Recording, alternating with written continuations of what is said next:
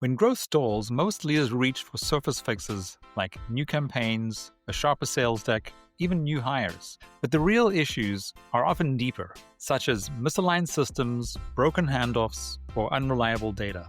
That's why we built the Growth Readiness Score. In just 5 minutes, you'll get a clear score across 4 critical areas of your revenue operations and see how you stack up against your peers with benchmark data. Tap the link in the show notes to get started. It's quick, insightful, and often reveals issues leaders don't expect. It's an education piece to our franchisees. More doesn't always equal better, right? You think if we add more, we can make more money. But with more comes more expenses. And so keeping your expenses low and focusing on the golfer is kind of the model that we've taken. And that's served us very well in the golf industry.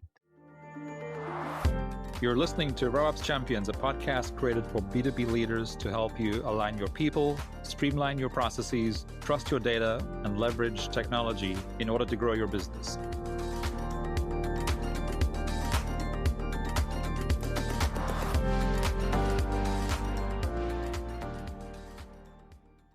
Welcome back, everybody. Today, I'm joined by Brady Carlsen, co-founder and COO of Back9 Golf, or the Back9 Golf, as it's often referred to, an indoor golf simulator franchise that launched in 2021 and has grown to just recently over 160 locations with 300 in the pipeline, which is just crazy. Brady didn't come from the golf industry. He was a customer who spotted business opportunity, bought into an early location, and helped build a franchise system around automation, simplicity, semi-passive ownership. Known for scaling without staff and staying disciplined about what he won't add to the model, Brady brings a sharp operator's perspective on building revenue systems that run without you in the room.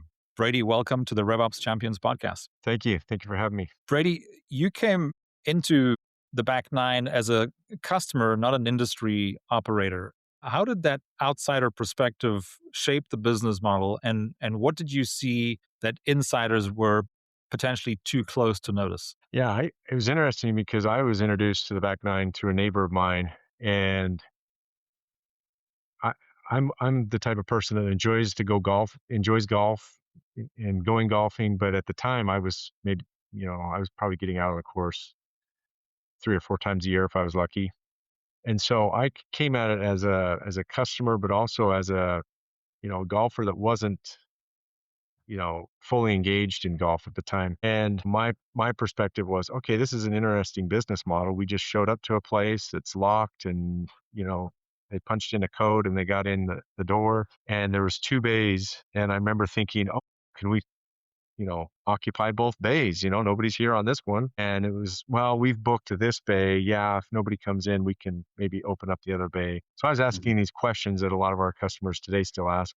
But my big takeaway from it was, man, I could still have my full-time job and operate this business. Well, it wasn't until a couple of weeks later that I found out that the Back9 was actually for sale, and I had an opportunity to buy into it. That was exciting for me because my brain was thinking about the business side of it, and then golf was just a perk on top of that of, wow, and I could learn how to golf better through these simulators. Simulator technology at the time was very new, so I didn't know a whole lot about it. So there's a lot to learn about the business model, but that was my first introduction to the Back9 and my thoughts into kind of what was going through my mind at the time. And you feel that sort of completely fresh perspective has been useful as you so successfully scaled the franchise to this point? Yeah, I didn't have any preconceptions about it other than the price. I thought, one of my first thoughts was, okay, how much is it to be a member here? And at the time it was $250 a month. And I'm like, okay, I golf about 4 times a year. I really like this and I would like to do it, but is $250 a month too much for me to be a member here? Am I going to really get my money's worth? And so that was kind of the thought to come in, one of the early pieces to it. And the other thought was, I don't know a whole lot about simulator technology, so I need to understand that a little bit more. So those were kind of 2 key pieces that were playing throughout my mind. Yeah. So then another thing, Brady, is you you made a hard call early on to keep the model simple, which was so, no food, no beverage, small footprint. How do you protect that decision as the franchise scales and you under sort of increasing pressure to add to Yeah, it's an education piece to our franchisees. More doesn't always equal better, right? You think if we Mm, add more, we can make more money, but with more comes more expenses. And so keeping your expenses low and focusing on the golfer is kind of the model that we've taken. And mhm, that's served us very well in the golf industry. Distract ourselves by offering food and beverage, that seems to be a great model that other people have latched onto and are running with. Our model mhm. is focus on the golfer. We want to create a space where golf never sleeps, where they can come in and get the numbers, get the data, and golf, in the middle of the night if they want. Yeah. So, it just sort of, I mean, as a golfer, and I have a lot of friends who've built simulators at home, and people who go to all kinds of places, um, like the back nine to sort of practice, especially in the off season here in the north, where our courses are all closed for 5 months of the year. How many people actually do go into the back nine? At midnight, 1 a.m., 2 a.m. Does it? I mean, does it happen? Yeah, it happens quite a bit. You've got, different individuals that have different work schedules, and sometimes the Hmm. middle of the night's the best time. Sometimes we've had members tell us, yeah, I just couldn't sleep. And I was able to get over there, or that might be the only time that they have available. They put the kids to bed. And that's how I was introduced was, hey, it's 10 o'clock at night. Let's get the kids to bed and meet at the back nine and golf. Mm, And I mean, that's exactly what a lot of our members do. It is the least utilized time for our simulator, but it is there if they want to, if they, yeah. Yeah, very cool. So as a reminder for the folks who don't know, the back nine runs 24/7 with no staff on site. Walk me through how you built the systems and processes that made that possible, and possibly, what were the things that broke along the way? yeah. So that was one of the things that really attracted me to the back nine. And I think it attracts a lot of our franchisees because if you Hmm. think about franchising, you look at, all these other franchise businesses and one of their main expenses is staffing. And so as you walk into a back nine, it can maybe be frustrating to some people because they want to talk to a staff member. Hmm. And we do have some franchisees that will hire a full-time operator that may not be there, 8 hours a day. Maybe they're only there 4 hours a day and the Hmm. rest they're out selling. For us, it was okay, again, keep it simple. If we can eliminate staffing costs and just focus on maybe rent being the biggest factor, Hmm. that's what we can do. Lends itself to some problems, right? Because we are dealing with tech. We've got simulator technology in each of the bays. And Hmm. so we've got to understand, okay, if something goes wrong, how does a member get a resolution at, 1 o'clock in the morning? Yeah. And so there's different things like that to think through. Some of the early on issues that we had were, we were using a code to get in. So Yeah. anytime somebody signed up, myself as an operator, I had to reach out to them and say, okay, here's your code to get in. Mm, And so there was a little more touch points to get them set up. And right. so in my thought process, it was, okay, we've got to automate this somehow so that me as an operator, I don't have to be as involved if I don't want to. Hmm. And so that's where we decided early on, which was I feel like it was a big kind of a win for us early on was we said we're going to develop our own software. And so we, hired a developer, developed our software from the ground up, and within that we've been able to develop APIs that communicate with the door system to automatically communicate with the member, once they book a tee time to unlock the door and get in. So those were some key features early on that, helped us automate it.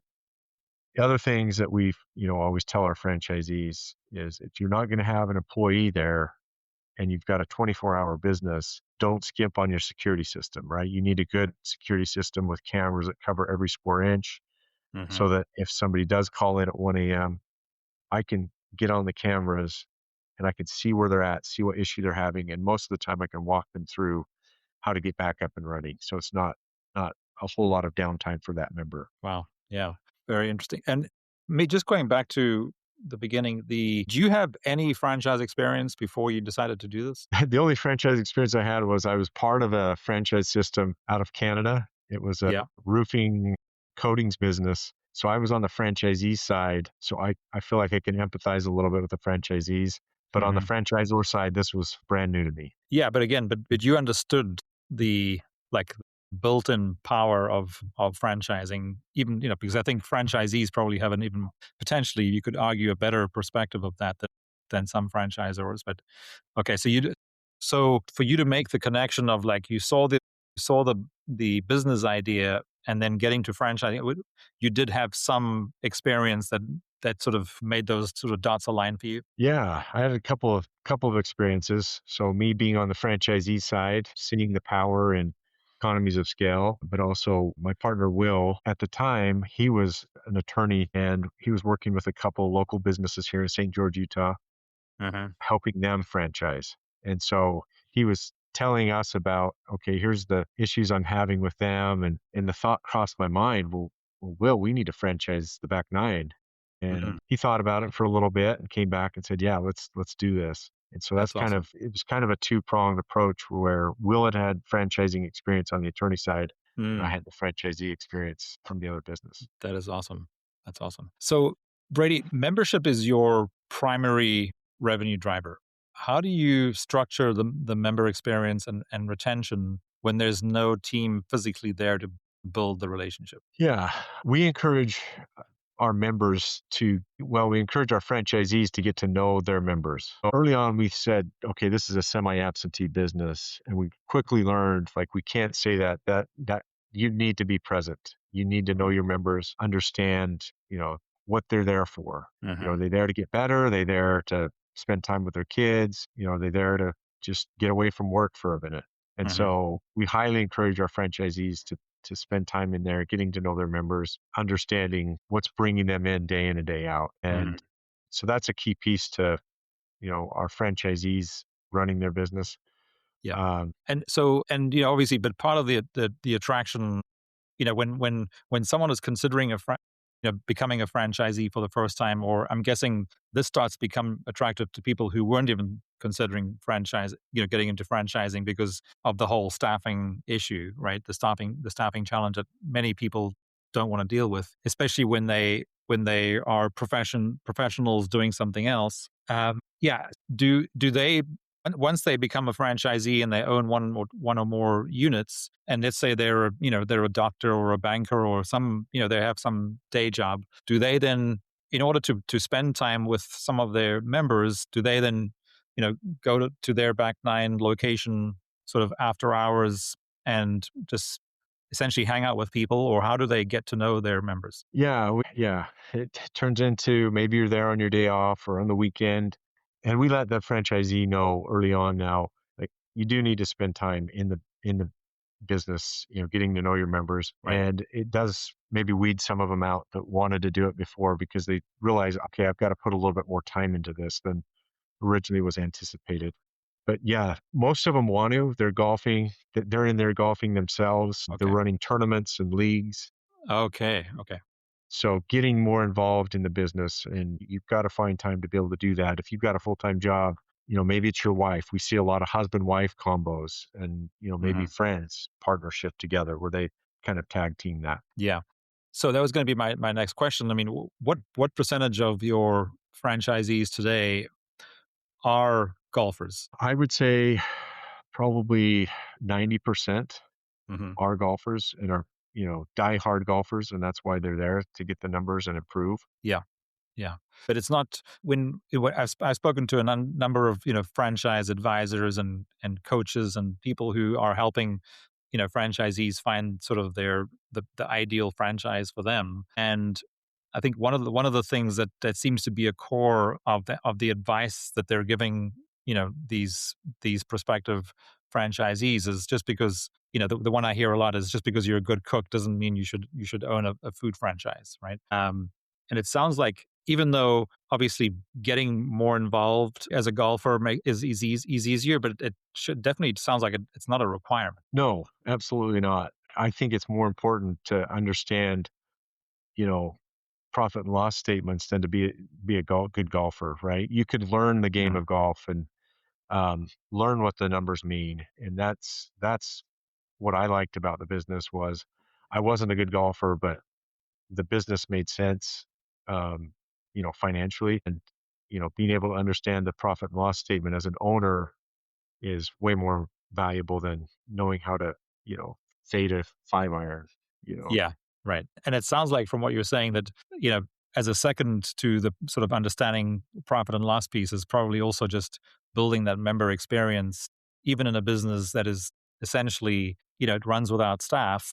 It sounds like building relationships with your members as a franchisee is important. So I guess people who are more comfortable building relationships is probably another important skill. absolutely, yeah, you hit the nail on the head there.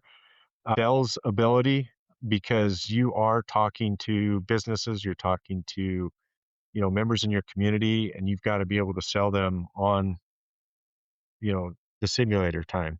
If if you can get them in the door for a demo, a lot of times our franchisees say, if I can just get them in the door, the facility sells itself. They see the vision, they see that they have fun, but there are times when you need to be able to talk to people and be able to have conversations with them. And so I would say, yeah, that's a big piece. Being able to not being afraid to talk to some random guy that's standing in line at Costco wearing a Travis Matthew hat. You understand, okay, they might be a golfer. Let me hand them my card and invite them to come by.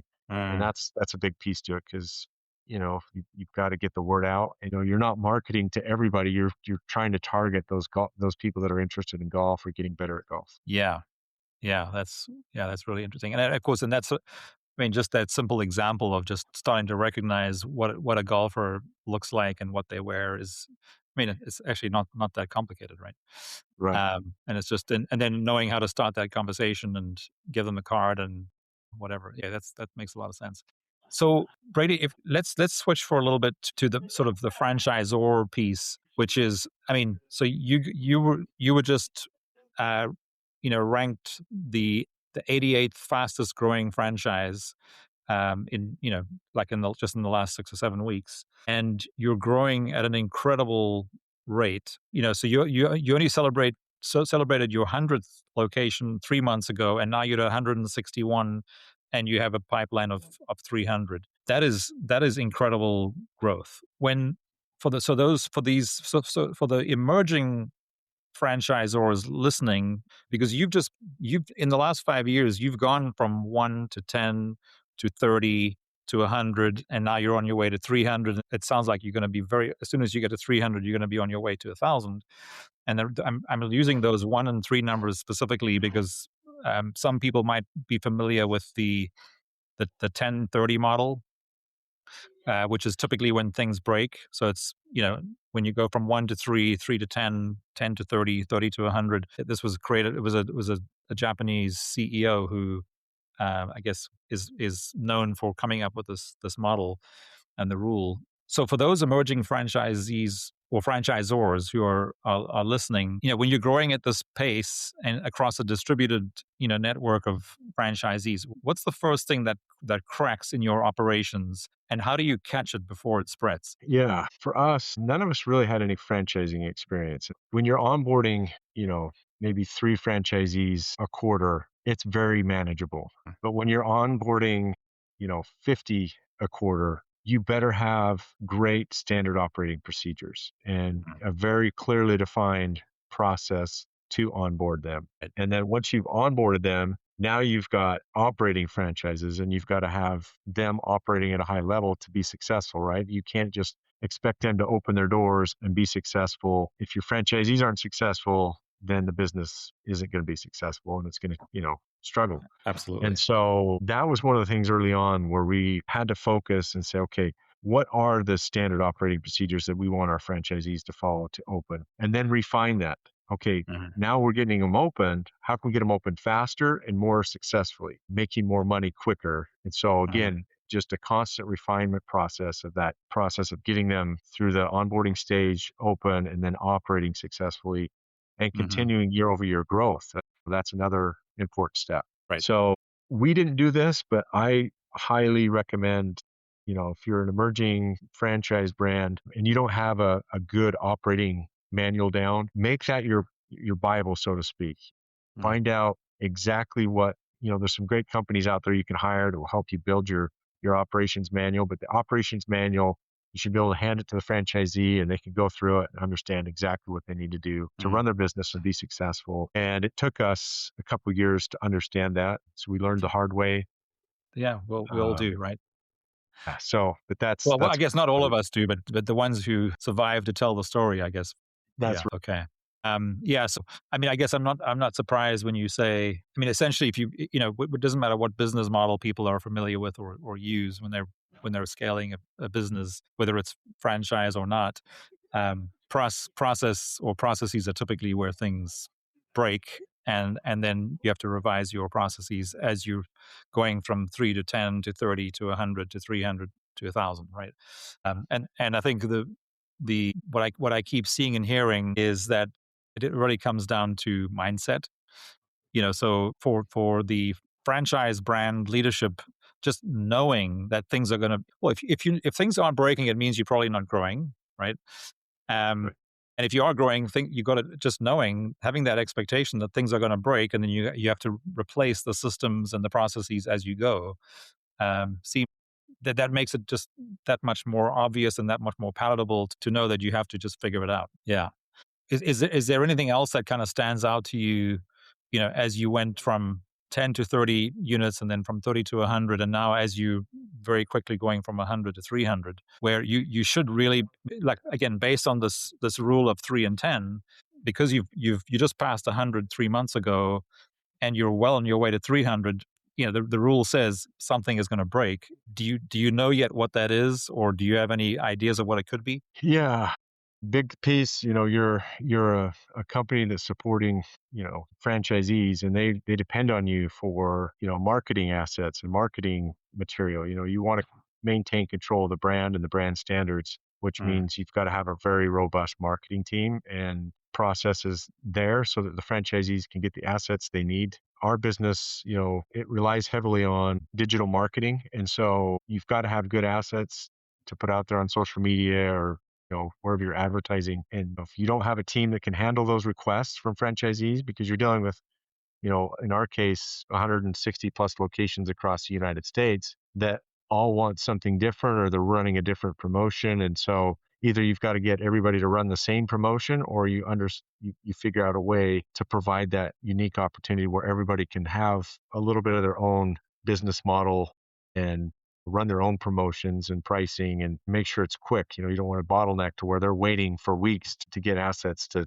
run these promotions. So mm. marketing is a big piece to it that it broke quickly. Web And when you and development when you say marketing, you're talking about from a fran dev perspective, or also at the franchisee level. at the franchisee level. Yeah. Okay.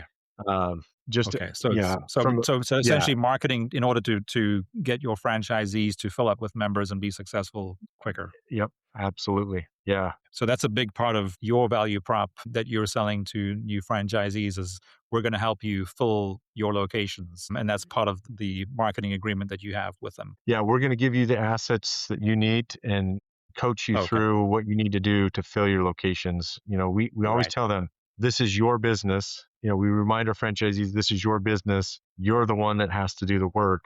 We're here to support you. We call ourselves a support center here at Back Nine. Mhm. And, but they're relying on us for that digital media so that they can run their ads on their social media, digital marketing ads. So you give them the assets so that you have brand consistency, but they then run them themselves. Yeah. They figure that out. Yeah, that was something Okay. we learned early on. We had franchisees creating their own ads, through Mhm. a Canva account that they owned and their wife, oh, I've done this before. And they came up with some great ads. It's just, you can tell when it's not consistent with the brand. And that's when we learned early on, okay, now we've got to get processes in place so that we can distribute the data and they still have a little bit of creative freedom to put their own phone numbers on there, their own websites, to Mhm. drive traffic to their location. Sure. So yeah. So that's okay. So marketing is one of the things that's that broke that you had to kind of fix and change. And do you see that potentially breaking again, or do you think that's good? That'll sort of allow you to grow for quite a while still. Yeah, I see it breaking again, and we're always again trying to improve. It seems like it's a never Absolutely. ending, Continuous you know, improvement. yeah, franchisees will give you feedback and you've got to figure out, okay, this is not working the way it is. And it worked when we had 50, but now we've got 150. And okay, we got to figure out what's going to support them a little bit better. And, Yeah. as a franchisor, you've always got to keep in mind, like, you've got to keep your costs under control. You can't just scale out of control because you're working towards royalty self sufficiency. We're trying to Hmm. get to that point to Yeah. where the royalties are covering the costs. And if we continue to grow without improving our systems, then it becomes harder and harder to reach that point. Oh, really? Yeah, that's a really good point. And then anything else other than the marketing piece that sort of that you experienced breaking anywhere between 30, 50, 100, that you've had to sort of fix between, then between then and now? So we we rely on a lot of vendors. Um, Early on, we had a partner vendor that decided they wanted to raise their prices by over 100%. And at that point, it was like, this doesn't make sense for us. It was kind of an interesting, I don't know what caused them to do that, but we had to pivot very quickly. And we had other vendors that we had talked to. So we were able to, identify vendors that could do the same thing and have quick communications with them. And our development team was ready to iterate quickly. And so we were able to switch vendors within a month of finding out that they were going to, you know, raise prices for our franchisees. And so Mhm. I think that's a big piece is, having backup plans to vendors, but also Mhm. controlling your own development so you can iterate quickly. Yeah. Yeah, really interesting. And then I guess one of the other things that have you noticed, so when you were, between 10 and 30 and then between 30 and 100 units, have you seen the mix of single unit owners and multi-unit owners change to where you are now? Or and yeah, I mean, yeah, I'll just leave it at that. Yeah, now that we've got some seasoned franchisees under our belt, they're looking at opening another location. So early on, the mix was people buying 2 or 3 territories from the beginning to lock down those territories. We're growing so fast that our franchisees have kind of panicked a little bit, saying, Mhm. "Hey, I want to buy another territory, but I'm not ready yet. I want to get more time under my belt." And then we'd end up selling, that territory because it's just going so fast. Sure. But right now, we've got seasoned franchisees we're giving a little bit more priority to because we know their track record, we know they're successful. We want them to have other locations. It makes our job easier. And Mhm. so we're giving them a little bit more attention and time to open up that second territory. So there is a little bit of a shift, and that's kind of what we want. We don't want to necessarily sell it to somebody that we don't know if they're going to be a good operator or not. We want to sell it to somebody that we have history with, that we know they're going to be a good operator. Right, right, right. And for you, a territory is typically like a metro area? Yeah, when we first started out, we started with zip codes, and now we've shifted to kind of a radius around. So we'll give them a zip code, and then once they find a location in that zip code, we give them a radius around that actual location. Okay, so that's also changed sort of a little over time. Again, Yeah, you yeah, learn what worked and what didn't work. Yeah. yeah. We were Yeah. giving away very large territories, and you can only sell so many franchises in a location if you're giving away large territories. We shrunk it down because we realized you don't need a large territory to fill your store up. So we shrunk those down, and that was something that we learned very early on. Yeah. Well, you wouldn't be the first franchise brand to to learn that, that way. Very, very cool. So, franchisee alignment is one of the hardest things to maintain at scale. You are now at scale. So I mean, the way we think about it is, as soon as a brand hits 50 units, and if they especially if they're hitting it pretty quickly, and then they go from 50 to 100 really quickly, you're scaling, and you guys are clearly doing that. Alignment is really hard to maintain when you're doing that. So how do you keep your network rowing in the same direction when you just cannot be in every location? Yeah, it starts from, the day they sign, we let them know what our core values are. And then from those core values, we try to instill those, make sure our values are aligned with the franchisee. Then when they come out for training, they get to know the team. We educate them on, what it's like to be a franchisor, but also as a franchisee, maybe they've never been a franchisee before. And so we talk to them about the franchisee, life cycle and phases that they're going to go through. So they're aware of that and they can identify that. And then, having a good team, franchise coaches that are interacting with them on a weekly basis. They've got somebody they can go to and feel supported by. The other thing that we've done is implemented we call it a brand development council, which is a council of other franchisees that have volunteered their time to chair committees. We've got 9 committees that they chair and oversee, and they're out there being the voice of the franchisee, getting feedback, and then bringing it to us, and then sitting at a table with us and understanding, okay, here's what you can do to improve, or here's what we need to work on, or here's what the franchisees are saying. And then the brand development council takes it back to their fellow franchisees. So they're not hearing it from us, they're hearing it from other franchisees. That's helped keep us aligned. And there's just, it's a constant, dance with the franchisee, because, sometimes they feel like you're not doing anything for them, but you're taking all this money. And then there's, other times when they might step out on their own a little bit and realize, okay, yeah, I do need the franchisor, and let's come back together and work together. And Mhm. so it's kind of fun to watch and be a part of. Yeah. Again, and I mean, it sounds like you have the perfect mindset of knowing that things are going to change. You just have to be there to make it happen, right? Yeah, that's so cool. So, and another thing, as I'm thinking here, are you starting, now that you have a lot more data? I mean, you essentially now have data for 450 locations, even though they're not all open yet.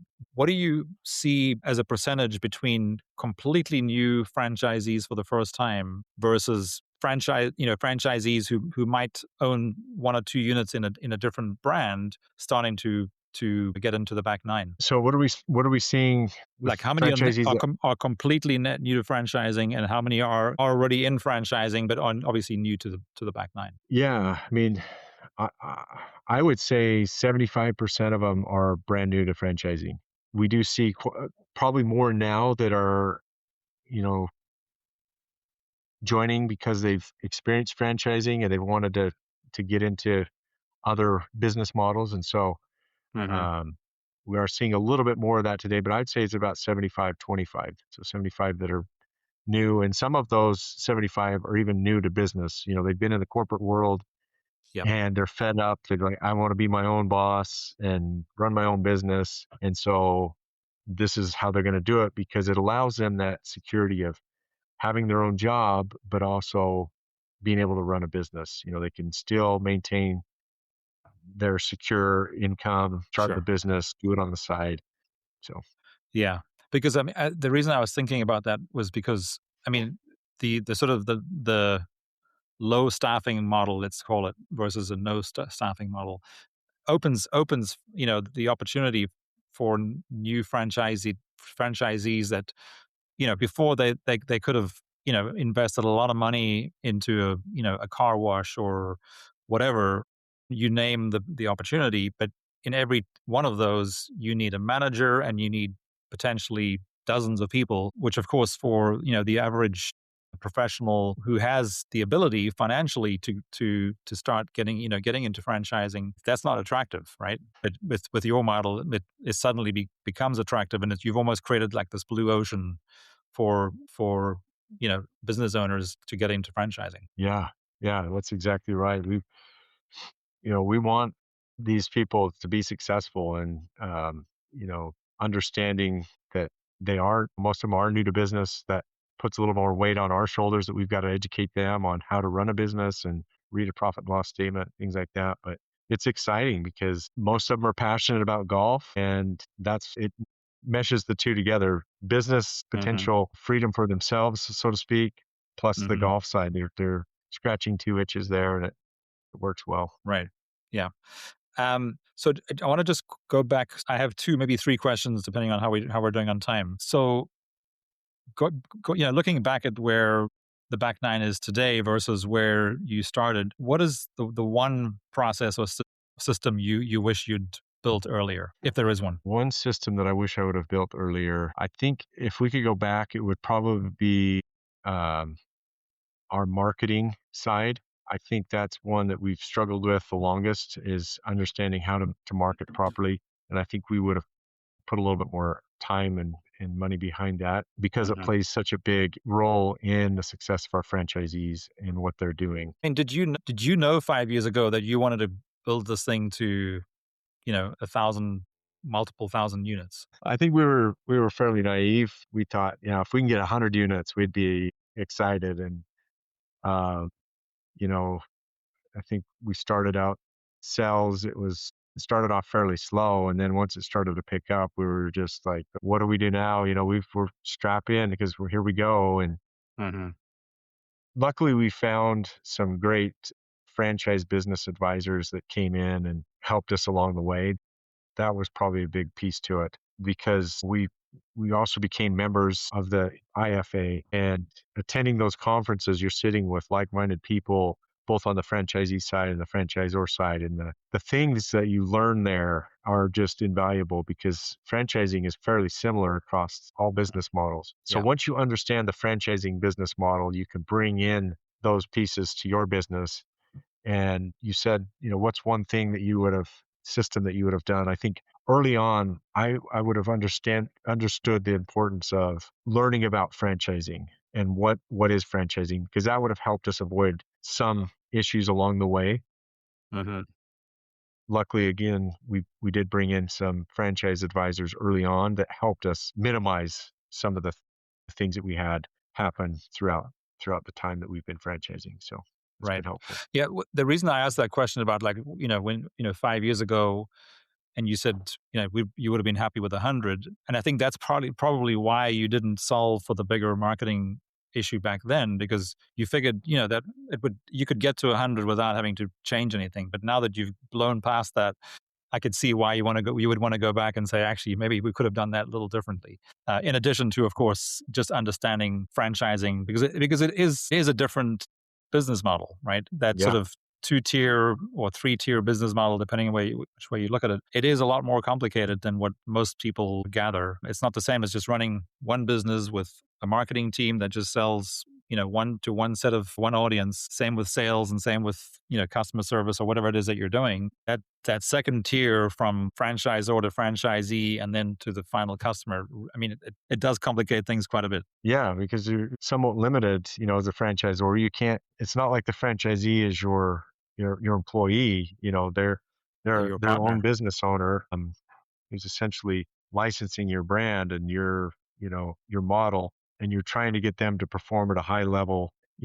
What you see as a high level, they might see differently, and so you're trying to see eye to eye. And Hmm. but it's exciting. It's fun to get to know these franchisees too because they come from all walks of life. They've got different business experiences, and so Hmm. that's a big piece to franchising that a lot of people, you're in the day to day, but when you can take time to get to know your franchisees and what drives them, what is their why did they get into franchising, that really helps understand and helps the communication between the two. If you can always bring it back to why did they get into this business, why are they franchising, why, what. Yeah, yeah. And now that you've essentially sold over 450 locations, some of them to some of the same franchisees, have you seen, like, what the types of people are that are becoming franchisees, and then how that might differ from how franchisees look like in other services franchise brands? Say it again. So, for example, like, I don't know why,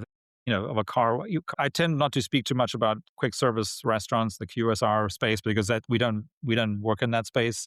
'Cause it's a very different, system to what we would typically build for a services franchise. But whether it's a car wash or any other kind of service, we do work for home services franchises or for any kind of service-based franchise. And the people who are becoming franchisees in many of those spaces are, again, they're professionals or doctors or lawyers or accountants or whatever, who just are looking to invest some of their savings into something that's going to generate, income from income streams or revenue streams for them over time. So out of those typical investors and new owners of franchises, have you seen a trend that there are certain types of professionals or people who are buying the back nine versus buying something else? We haven't noticed any trends. I mean, Okay. they're yeah, very unique across the board. It seems like the common thread is, I'm ready to do something else for myself, and they want to get into business for themselves. That's kind of the common thread. I mean, Mhm. we've got, everything from doctors to salesmen to, you know, retired individuals that just think it looks fun and, they want to get into the golf business. And so it's just all across the board. And I think it's just, potentially that golf is bringing all these people in, and it just happens to be that they can make money from it as well. Yeah. It's funny. I was walking around a lake yesterday with my 21-year-old son, and he got into golf, I don't know, 4 or 5 years ago, and so it's like obviously one of the fun things that we do together now. And he was saying to me, "Dad, wouldn't it be cool if I could just retire and just play golf every day?" I'm like, "Well, okay, first of all, you've got some stuff to do before you can retire, but I can also tell you from my experience that, 9 times out of people out of 10 cannot play golf every day." But as you were saying that, with sort of people who might or maybe have already retired and they've realized actually playing golf every day is not all it's cracked up to be, maybe owning a a golf simulator franchise might be another way to sort of scratch the itch and have a little more purpose while you're generating cash, right? Yeah, it's the best of both worlds. You can kind of get your business side and occupy your time that way, but also you've got golf that you can go into your own simulator, that other people are paying for. And that's kind of how the back nine got started with Will. They started it because they wanted to have a simulator where they could go play at, 12 o'clock at night Yeah. and Yeah. have other people pay for it. Yeah. That's awesome. So Brady, this has been great. So to wrap up, I have one more question for you. Yes. What is one piece of advice you'd give emerging franchise brands who are getting ready to go through the growth stages that you've just been through over the last 5 years of getting to 10, 30, 100, and now on your way to 300 very comfortably? What is one piece of advice you'd give them? Find a great mentor or two. Find other people that have done what you want to do and spend time with them, as much time as you can, asking them questions. Join the IFA, go to the conferences, get involved in franchising, because that will teach you more than anything. It's just invaluable to have a mentor that you can call up and say, here's an issue we're having. And they can say, oh yeah, we went through that. Here's what we did, and give you some advice that way. Yeah. Yeah, which is, I guess, I mean, I think that's really good advice, and of course, it's not surprising when you speak to anyone who's been successful.